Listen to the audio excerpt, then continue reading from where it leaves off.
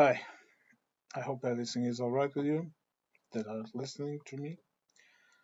Um, Today I wanted to post a video, and as always, going to be talking about the tariffs, of course, not a comedy, and what I believe to be some of the consequences that will come from it. Okay, now let's start. First of all, the way the tariffs were presented by Mr. Trump look more like an old-timey vaudeville show than an actual, normal political statement. Right? I think that's rather clear. The and after that, the way that he spoke of it, you know, it really became rather odd, you know, because then when he started to apply the tariffs, he was talking about, oh, this country did this, this country did that. He put the EU as a country. Your your guess is as good as mine. Then he put tariffs on the McDonald's Islands that I believe they are a part of Australia or under Australian mandate, protected by Australia, and where only penguins, some seals, some birds live. I think Australia put something up there in the 40s, and by the mid 50s, 1954, something like that. I don't recall, honestly. I don't recall. I did not research this. This is just out of my my own knowledge, my common knowledge. I'm a curious guy. And then I think there was something in this part I read now, something about a contest of some amateur radio folks. Those guys with the AM radios and that shit. But more than that, I think it's basically a nature reserve. And it's too expensive to plan tourist trips to there. And also the sea conditions are extremely bad. This is near the Antarctic. This is in the Antarctica. Okay. If you don't know it, then Google it or go or whatever browser you or sorry, whatever search engine you use. But it didn't shock me, really. It didn't shock me the comedy antics of the guy or the way he presented it. What really shocked me is that he is presenting facts that will lead to actions that will fundamentally cripple the American economy. My friend, my friends, we are not living in the 1920s. Okay? We are not living in a world where a couple of empires and important countries rule the world. No. We are dealing with a much more dynamic coexistence of several regions where several actors have a very important role to take. Hmm? Now, the US economy is rich, excuse me, and it's important, but it's only 13% of the global economy. Number one. Number two, that economy is rich because of its interactions with the other economies. with Canada, for example, with the EU, with China, with South America, with Mexico, with Asia, Japan, Korea. You know, that is the importance of the economy. It works in synergy. You know, it does not work as an united block. That's American companies produce their goods elsewhere in the world, and they pay taxes in the U.S. and they bring wealth into the U.S. They invest that money in the U.S. The reason why you have one of the key I don't know the translation to English. Sorry, and I didn't Google it. I didn't search for it. But one of the key components in the production of antibiotics is now being produced to a degree in Europe, in India, and in China. The US used to produce it, but right now I don't think it does. To start that production again, it will take years to have a steady flow that you can use for the population you have. That is not small at all. And more than that, the companies that are now selling it to you, they won't install in the US. Do you think an Indian company where your own companies are producing those supplies because it's much cheaper to have sorry to have a qualified person because you do need highly qualified people to produce medicine, good medicines, quality medicines. I know it. No, I have friends. I even dated a girl that works in labs. So I really know to what extent they need to be able and willing to be constantly learning. To be, it's a very diverse activity because a person working in a lab would know this. If anyone that works in labs, please drop me a comment and talk about it in more with your expertise, please. No, I'm not a lab technician. I never was. I did a lot, but not that. So, a person that works in such a thing, they need to know how to operate complex machines. They need how to operate complex calculations. They need to understand the properties of many materials. You know, they need to stick to a working plan, working hours. It's very strict. You know, one of the persons that I know that works in another area, which is industrial chemicals, he says that he has to memorize things. You know, it's not like I don't know, like some people might think to look at a recipe like a cake recipe and then do it all over and over and over and over again. It's not that simple because one contamination of a material, one false move while producing a predetermined component, and you ruin the entire batch. Entire batches of vaccines, of I don't know, antibiotics, an entire range of goods have been contaminated.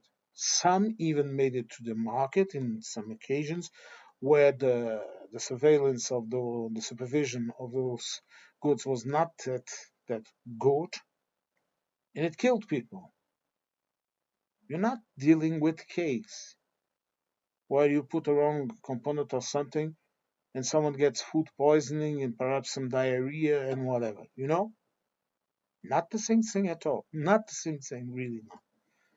So, you would need all of those people in the US to produce it. And you can tell me, oh, yes, we can train them.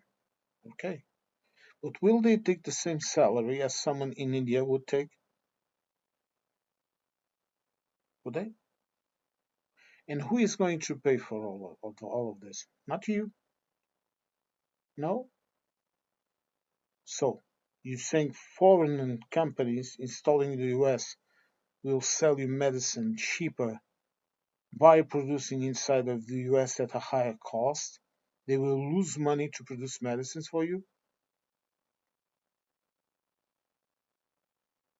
Really? Look, maybe we don't like it, and I would agree it would be much better to produce everything inside your country, to have the entire production inside your country, to have it produced only by native people from your country, to not have this need of having immigration in order to sustain our industry, our manufacturers, and all of that. But the truth is, we live in a time that these things must happen. The only way to control all of this is not to simply snatch up immigrants from the street and send them to some jail in Costa Rica. No. It's to, number one, if you want to do this, then take on policies to help people having larger families, for example. Several European countries are doing this and they are having good results.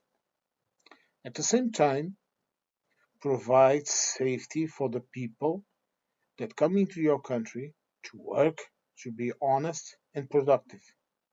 Those are a type of people that you want inside your country. They speak a different language, okay? They have a different religion. I don't care about your imaginary friends, you know? And by the way, I won't talk about religion because I choose to remain neutral. But I was raised Catholic and pagan German. Hmm? So when I say, for example, this expression that I know and now said, I don't care about your imaginary friends. That does not mean I am a religious person or an atheist or whatever. It's just a way to see things in perspective. But if the practices of that religion go against our civil law, then yes, you have to break it down. You have to tell people, look, if you want to pray in the way you pray, then you pray like everyone else. You do not you do not change that aspect of our culture. Because if you want to come to our country where you are free to pray, where you are free to live peaceful life without wars, without confusion, with organization, then you must help us keep it. You cannot live like you lived in your country. But in the other hand, you must also embrace the good things those cultures bring to your country. Food, for example, music, literature, learning new languages. What is wrong in learning more than one language? I told you before that I speak many languages, and that does not make me less of the person that I am as a national citizen of my country. I don't want to go into percentage man because that is a very American thing to do, and that has nothing to do with the way a European, for example, views those type of things. But technically, genetically, I am more French German than I am Portuguese. But as you can see, I look like any other Portuguese. No, right now I'm all gray, but I used to have light hair. You know, I tan very badly. I turn into the Incredible Redman. You know, but then again, 80 to 90% of Portuguese citizens all are descended of Celtic tribes. Not much difference than some French and some Irish and some English and some Welsh, you know. So I can be one of those persons also. But no, I have German blood and French blood. But what I'm trying to tell you is that I'm still a Southern Portuguese person. I may have some perks in my culture. There are some differences in my culture, in my family, in my ethnic group, if you want to call it. But I think that is rather odd because my ethnic group would be Portuguese, because we are like this. No, well, a great deal of Portugal is the result of colonization due to wars, because it's not due to invasions, because all those invaders that came before us, even the Muslims, they did not even reach 3 to 5% of the population, according to according to people that study it and that know much more than me about it. But culturally, yes, they influence us a lot. We have traits that we inherited from those cultures. And they were not all bad, not at all. Music, for example, we have some influences. We have influences in food, in the food we grow. The famous orange groves from the Algarve, they came from them. Lettuce, good farming practices to take advantage of hydro resources and all of that. Literature also, yes. The melancholic nature of some of our literature. Sorry, sometimes it's hard, and this is the evening, so I'm a bit tired. But all of that only enriched us, you know. But we don't need to be uh, wallowing in these feelings. We need to defend ourselves. We need to defend our families. We need to defend our most weak part of our population. We need to defend ourselves. But we do not need to fall into blind hate, because that only makes us a hostile society, and when there are no foreigners to pick on, we'll pick on ourselves. Have have absolutely no doubt about it. What we do need is to know who we are allowed to enter in our country. We need to set strict rules because we want people that are integrated in our society. We don't want people that live in ghettos the same way they live in their countries. And a lot of this is our fault. Because instead of putting them in the center of a city and tell them, look, this is how we act here, stop blaming racism, stop blaming this and that, and act like us. If any of us is an asshole to you, you be an asshole back. But you act like us. You respect our democratic states. You respect our laws. Pay your taxes. You know, don't be some parasite on society. Try to keep this country like it is, peaceful. This is how you do things. You don't snatch people out of the street and start to blindly, really sending them to some kind of, I don't know, some kind of immigrant Auschwitz. And if you are shocked about me using the word Auschwitz or any of these things, you are a dumbass. Okay?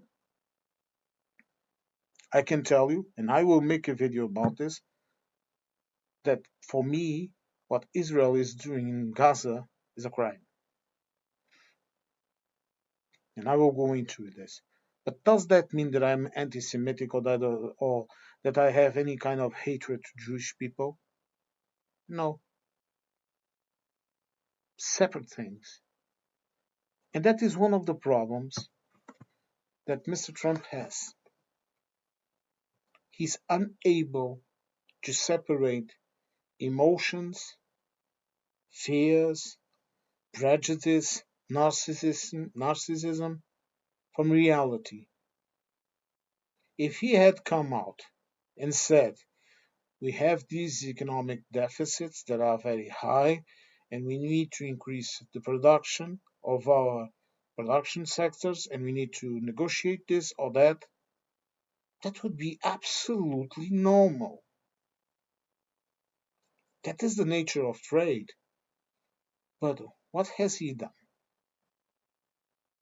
He's shown the board with tariffs that were not even in alphabetic order, that some have claimed that are AI generated, and I happen to believe in some of those allegations, but they are just that, allegations.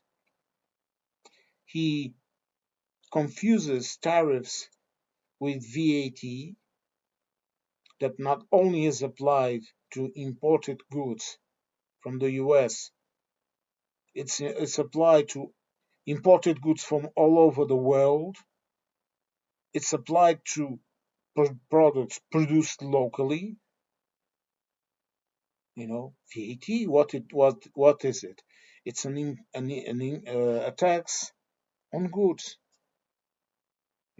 I go to buy, for example, I'm talking about Portugal that I know.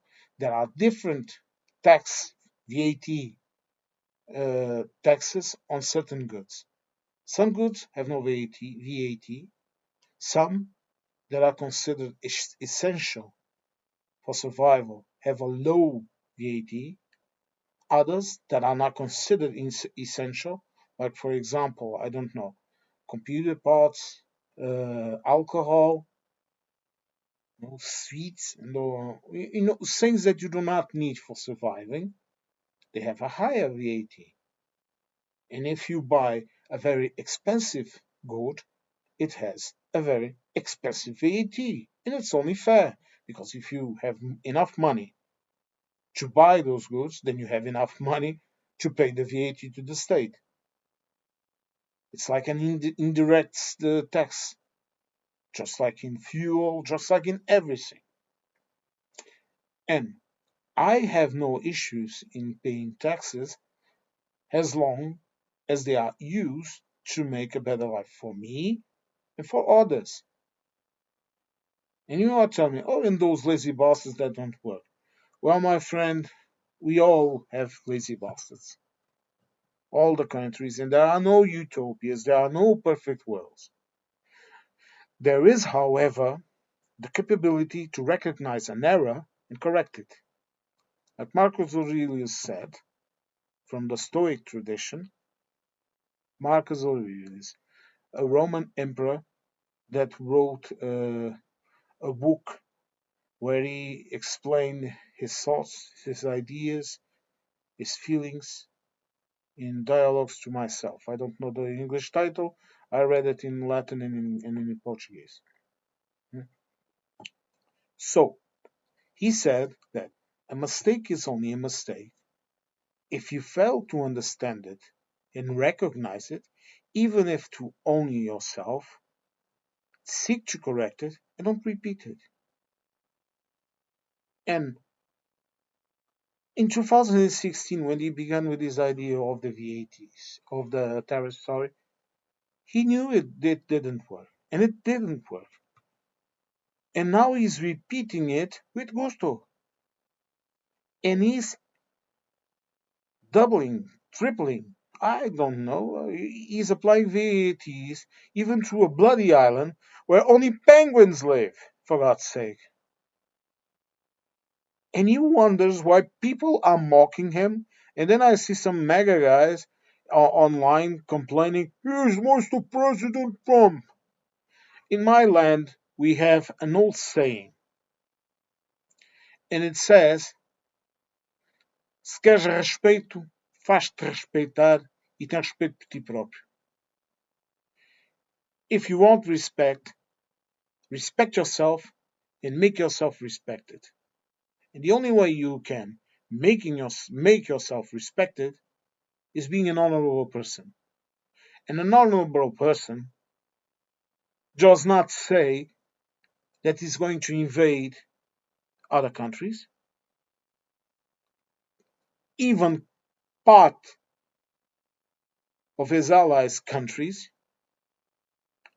hmm? And he does not friendly talk with a dictator that invaded Ukraine, that is causing unbelievable, unbelievable pain and loss both in his country and in Ukraine. And he's his friend. And people say, oh, it's NATO fault. NATO was expanding and this and that. Do you know why NATO was expanding? First of all, NATO was not bloody expanding. Ukraine can be a part of a NATO because it's a European country.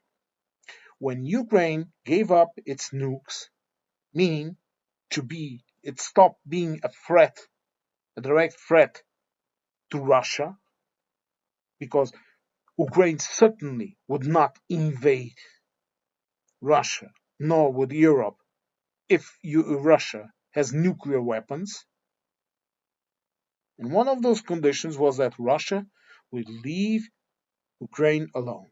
And that was all fine and good until Russia was not able to put a puppet in the government just like it did in other countries.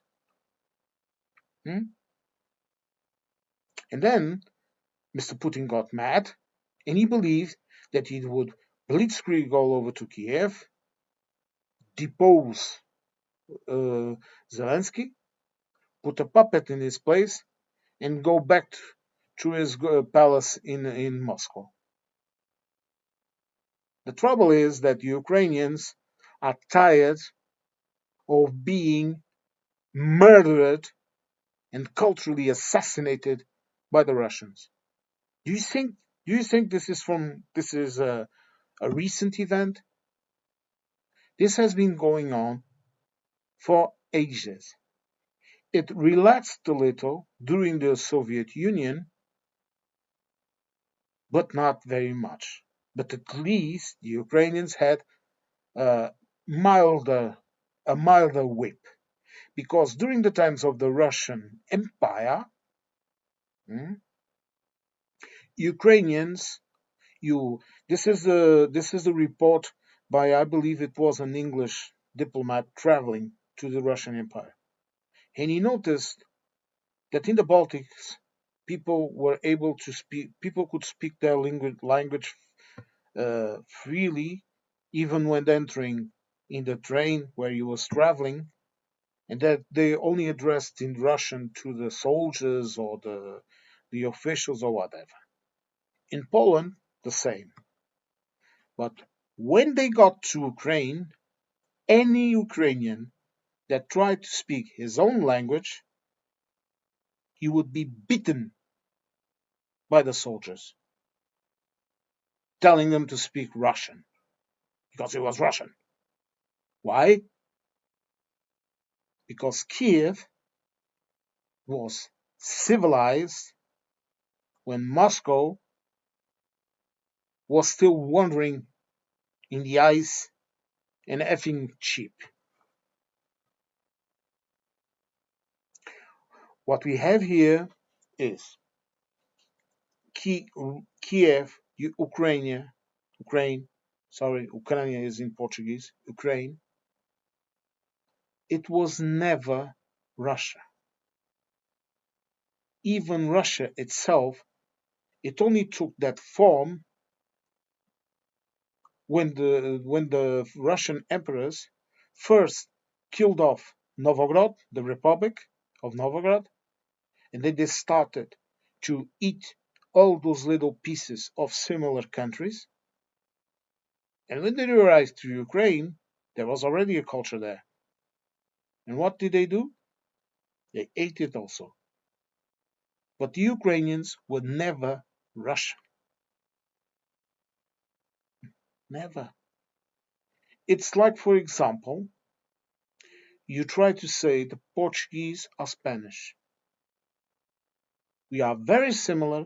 We have cultural common bonds, but we are not the same. Even in Spain, there is a diverse origin of people.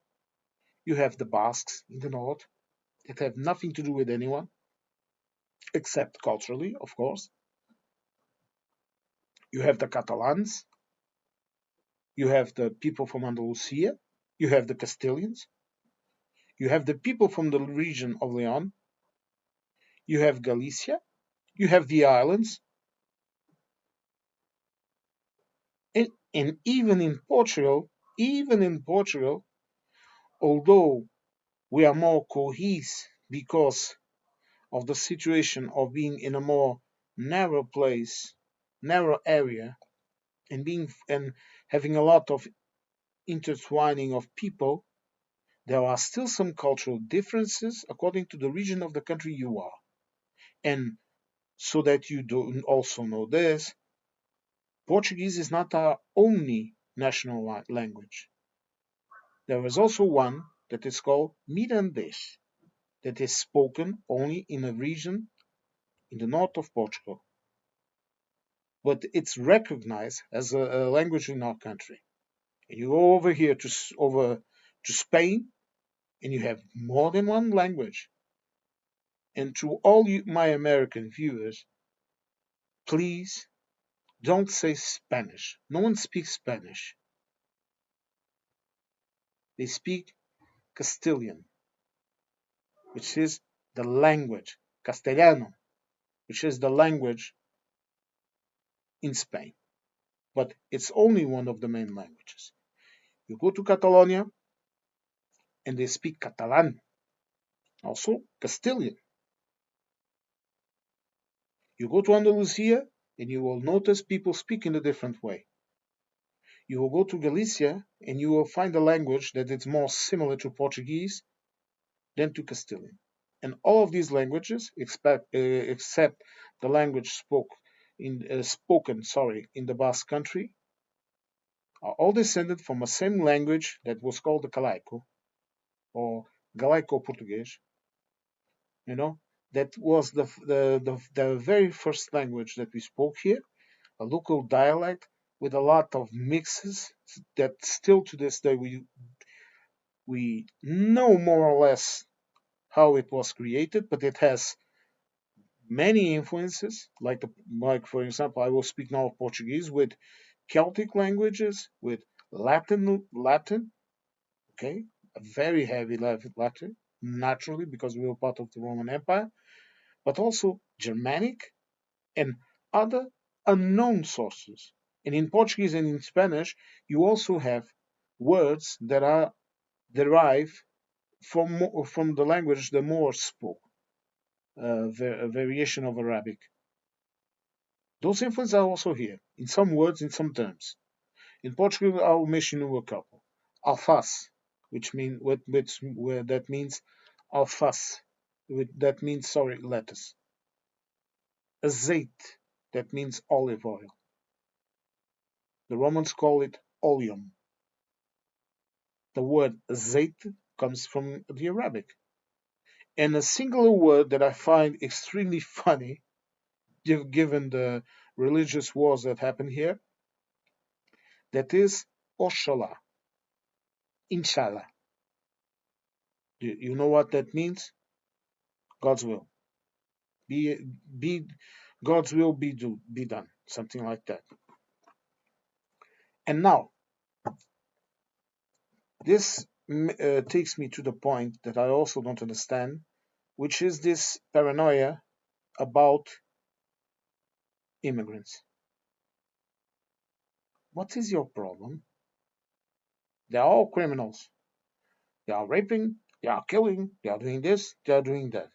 So it's the job of your police, of your immigration officers to deal with it. We do it here. You know what we don't want, you know what we do?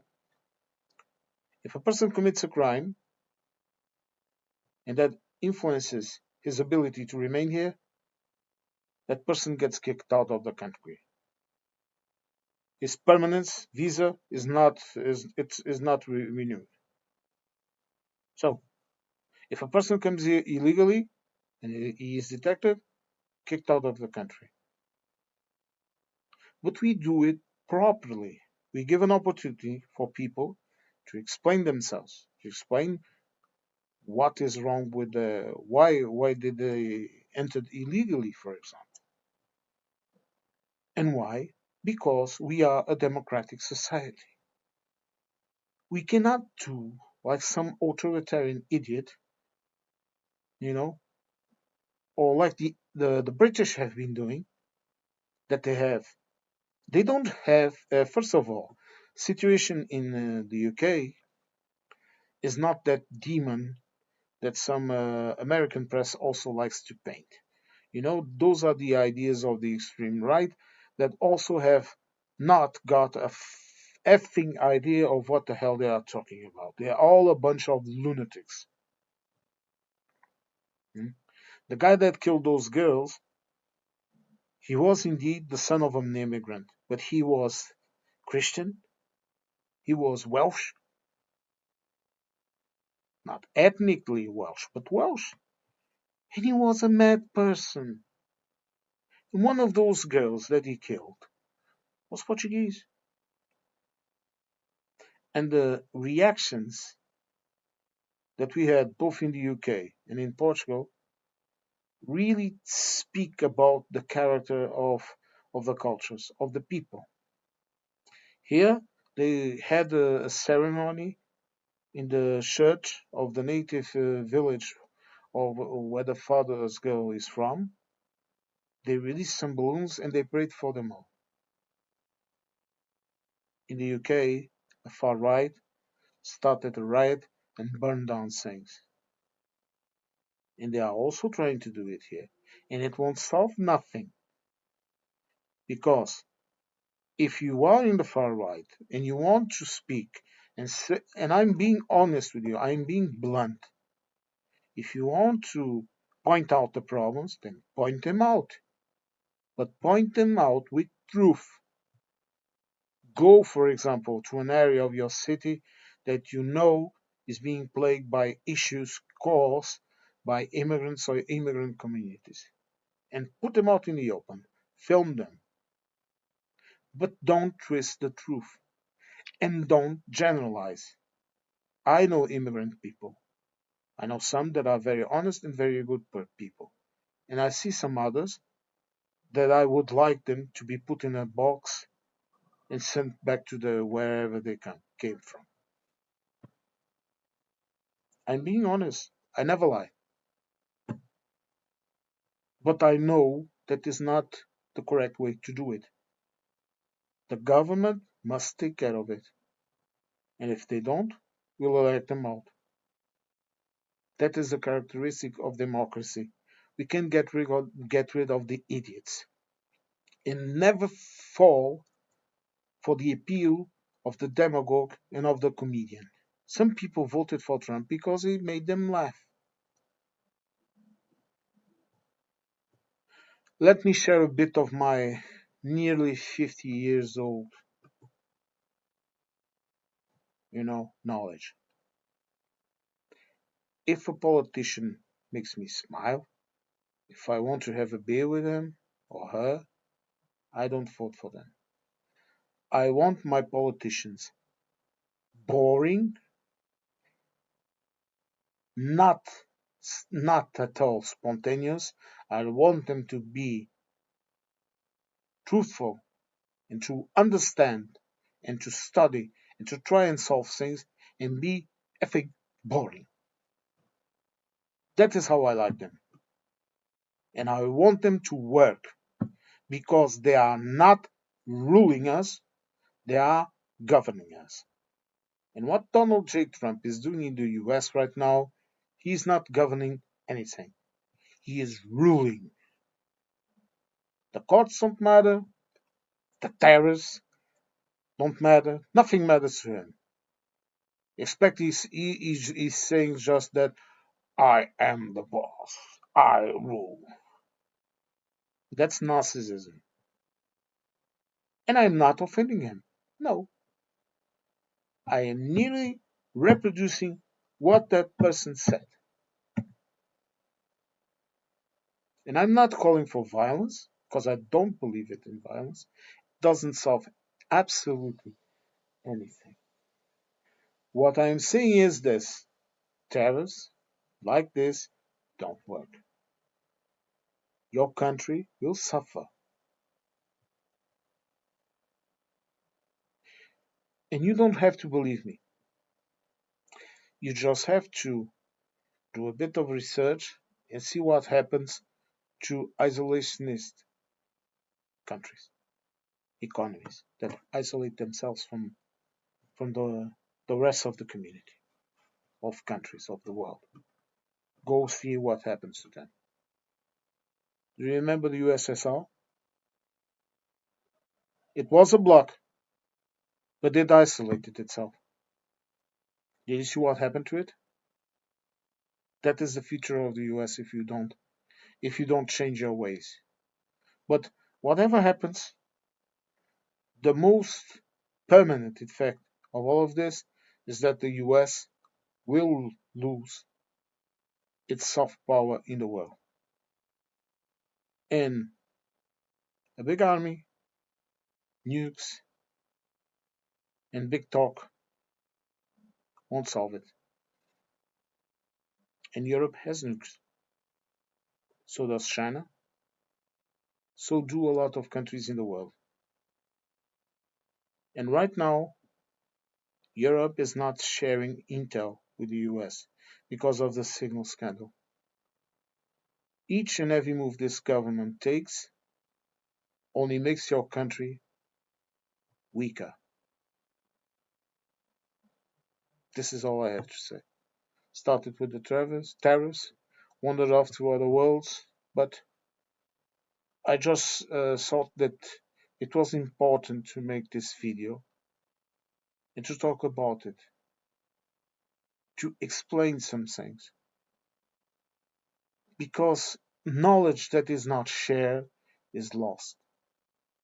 And again, if you have any doubts about what I had just said, fact check me, please. But don't fact check me on social media. Fact check me on actual news. Okay. Have a great day, great night, great evening, whatever. Just stay safe and take care of yourselves.